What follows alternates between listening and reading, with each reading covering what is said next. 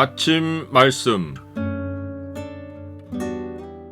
오늘 본문 말씀은 사사기 2장 11절에서 23절입니다.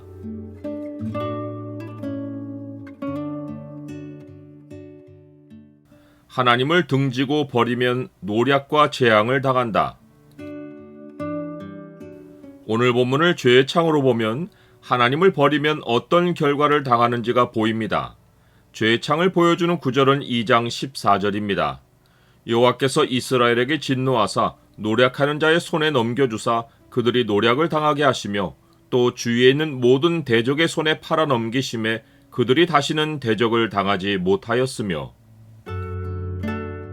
출애굽 1세대는 광야에서 다 죽었고 2세대는 여호수아가 죽은 후 생존한 장로들까지였고 이제는 출애굽 3세대의 시대가 시작됩니다.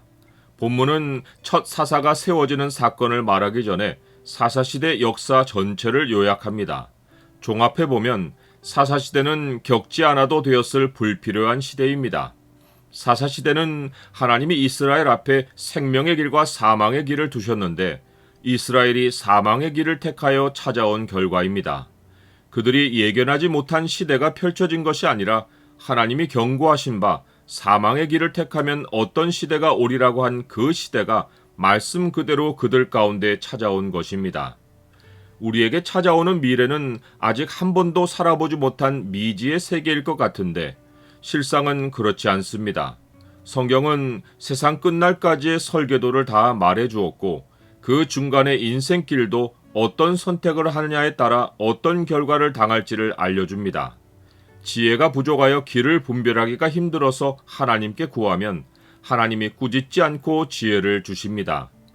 그런데 사람들이 당하는 비극을 보면 하나님이 알려주신 길은 무지하고 어떻게 하면 좋은 환경을 만들어 살까에 관심을 둔 결과입니다. 하나님이 알려주신 미래에는 눈을 감고 자기가 꿈꾸는 미래에 눈을 열고 산 결과가 비극의 현실입니다. 이스라엘 자손이 사사시대의 비극을 겪은 원인이 바로 이것입니다. 이스라엘 자손이 여호와의 목전에 악을 행하여 바알들을 섬기니라. 하나님이 보시는 앞에서 악을 행한 것은 살아계신 하나님께 등을 돌린 것입니다. 그들은 하나님을 버리고 바알들과 아스다롯을 섬겼습니다. 바알은 비의 신이고 아스다롯은 풍요의 여신입니다. 이 신들은 농사 문화가 만들어낸 우상들입니다. 하나님이 살아계시고 농사가 있는 것인데 가나안 민족은 농사에 최적화된 신을 만들어 섬겼고 이스라엘은 그들을 따랐습니다. 이스라엘은 광야에서 살다가 농경지에 정착하면서 가나안 민족처럼 땅의 필요에 따라 여호와를 버리고 신을 바꾸었습니다. 하나님이 살아계시지 않는다면 이스라엘이 무슨 일을 하든지 하나님이 개입하지 않으실 것입니다.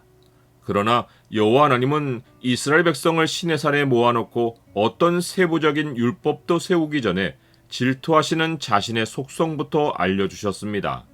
생명의 길과 사망의 길은 근본적으로 질투하시는 하나님의 속성과 연관이 있습니다. 너는 나 외에는 다른 신을 내게 두지 말라. 나 내 하나님 여호와는 질투하는 하나님인즉 나를 미워하는 자의 죄를 갚되 아버지로부터 아들에게로 3, 4대까지 이르게 하거니와 나를 사랑하고 내 계명을 지키는 자에게는 1000대까지 은혜를 베푸느니라. 하나님이 사람이 하나님 외에 다른 신을 둘 때 죄를 갚는 방식은 크게 두 가지입니다.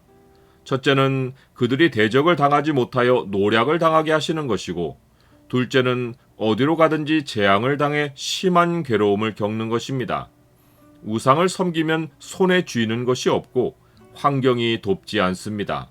큰 성취를 이루고도 사기를 당하고 다른 곳으로 옮겨 새 출발을 해도 재앙이 따라옵니다.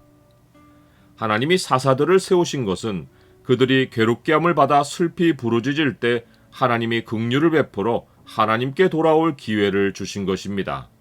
그러나 사사가 죽은 후에는 그들이 다시 하나님을 버리고 더욱 타락하여 패역한 길을 그치지 않았습니다. 하나님은 이들이 이럴 줄을 미리 알고 여호수아 때부터 이방 민족을 그들 가운데 머물러 두고 속히 쫓아내지 않으면서 이스라엘이 하나님의 길을 걷는지 아니하는지를 시험하셨습니다. 나는 하나님의 살아계심을 얼마나 두려워합니까? 살기를 원하면 하나님만 섬겨야 합니다. 광야가 농경지로 바뀌었다고 살기 위해 하나님을 등지고 바알을 섬기는 것은 마치 청년 때 교회를 잘 다니다가도 취업하여 기업 문화에 적응하려고 다른 동료들을 따라 고사를 지내고 상사 가족의 장례식에서 영정 앞에 절하는 것과 같습니다.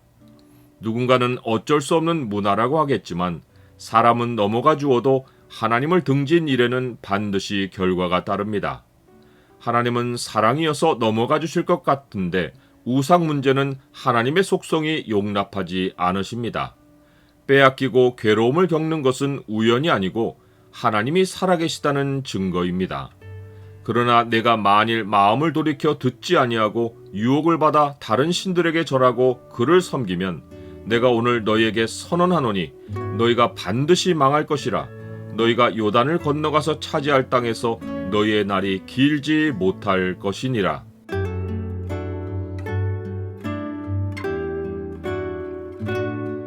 주님, 주의 말씀이 제 앞에 있음이 마치 주께서 사사를 세워 이스라엘의 길을 안내해 주심과 같습니다. 사사들의 죽음처럼 말씀이 없는 기갈이 올지라도 제 마음의 등불이 말씀으로 켜 있어 오직 주만 의지하여 생명을 얻게 하옵소서. 예수 그리스도의 이름으로 기도드립니다. 아멘.